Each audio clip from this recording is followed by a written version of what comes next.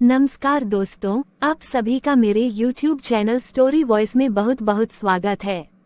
अगर आप भी कहानियों को पढ़ने के शौकीन हैं तो मैं हमेशा की तरह आज आपके लिए एक बहुत ही मज़ेदार कहानी लेकर आई हूँ।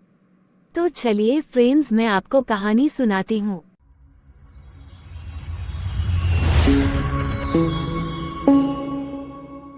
दोस्तों, आज मैं आपको पंचतंत्र की सबसे मजेदार कहानी सुनाने वाली हूँ।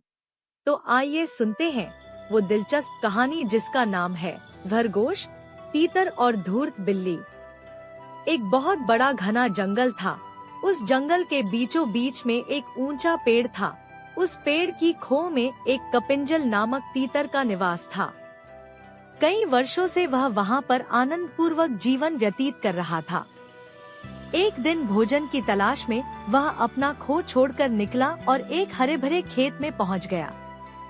वहाँ हरी भरी कोपलें देखकर उसका मन ललचा गया और उसने कुछ दिन उसी खेत में रहने का निर्णय किया। कोपलों से रोज अपना पेट भरने के पश्चात वह वहीं सोने लगा। कुछ ही दिनों में खेत की हरी भरी कोपलें खाकर कपिंजल मोटा ताजा हो गया। किंतु पराया स्थान पराया ही होता है। फिर उसे अपने खोह की याद सताने लगी और वापसी का मन बनाकर वह अपने खोह की ओर चल पड़ा। खोह पहुंचकर उसने वहां एक खरगोश को वास करते हुए पाया। कपिंजल की अनुपस्थिति में एक दिन शीघ्रको नामक खरगोश उस पेड़ पर आया और खाली खोह देख वहीं मजे से रहने लगा। अपने खोह में शीघ्रको का कब्जा देख कपिंजल क्रोधित हो गया और उसे भगाते हुए वह बोला, चोर, तुम मेरे खोह में क्या कर रहे हो? मैं कुछ दिन बाहर क्या गया, तुमने इसे अपना निवास बना लिया। अब मैं वापस आ गया हूँ। चलो भागो यहाँ से। इतना सुनने के बाद भी शीघ्रको टस से मस नहीं हुआ और अकड़कर बोला, तुम्हारा खोह? कौन सा? अब यहाँ मैं रहता हूँ। ये मेरा निवास है। इसे छोड़कर जाने के उपरांत तुम इस पर से अपना अधिकार खो चुके हो, इसलिए तुम यहाँ से भागो। कपिंजल ने कुछ देर सोच विचार किया और शीघ्रको से विवाद बढ़ाने में कोई औचित्य दिखाई नहीं पड़ा।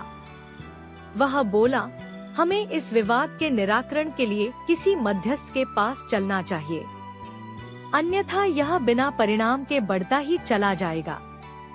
मध्यस्थ हम दोनों का पक्ष सुनने के पश्चात जो भी निर्णय देगा हम उसे स्वीकार कर लेंगे। शीघ्रको को भी कपिंजल की बात उचित लगी और दोनों मध्यस्थ की खोज में निकल पड़े। जब कपिंजल और शीघ्रको के बीच ये वार्तालाप चल रहा था, ठीक उसी समय एक जंगली बिल्ली वहाँ से गुजर रही थी। उसने दोनों की बातें सुन ली और सोचा, क्यों ना स्थिति का लाभ उठाते हुए मैं इन दोनों की मध्यस्थ बन जाऊं। जैसे ही अवसर मिलेगा मैं इन्हें मारकर खा जाऊंगी। वह तुरंत पास में बहती हुई एक नदी के किनारे माला लेकर बैठ गई और सूर्य की ओर मुख कर आंखें बंद कर धर्मपाठ करने का दिखावा करने लगी।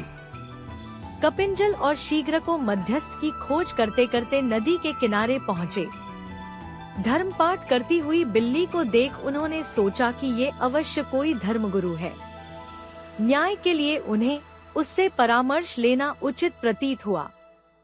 वे कुछ दूरी पर खड़े हो गए और बिल्ली को अपनी समस्या बताकर विनती करने लगे, गुरुवर, कृपया हमारे विवाद का निपटारा कर दीजिए। हमें विश्वास है कि आप जैसे धर्मगुरु का निर्णय धर्म के पक्ष में ही होगा, इसलिए आपका निर्णय हर स्थिति में हमें स्वीकार्य है। हम में से जिसका भी पक्ष धर्म विरुद्ध हुआ वो आपका आहार बनने के लिए तैयार रहेगा। विनती सुनकर धर्मगुरु बनी पाखंडी बिल्ली ने आंखें खोल ली और बोली, राम राम, कैसी बातें करते हो? हिंसा का मार्ग त्याग कर मैंने धर्म का मार्ग अपना लिया है, इसलिए मैं हिंसा नहीं करूंगी, किंतु तुम्हारे विवाद का निराकरण कर तुम्हारी सहायता अवश्य करूंगी।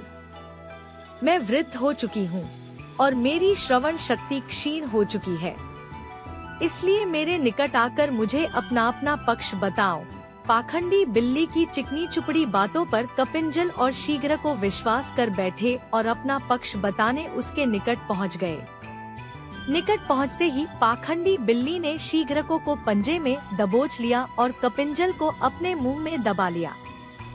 कुछ ही देर में दोनों को सफाचट कर पाखंडी बिल्ली वहां से चलती बनी। अगर आपको ये वीडियो अच्छा लगे तो एक लाइक कर देना, सब्सक्राइब कर देना और घंटी का बटन दबा देना। Thanks for watching.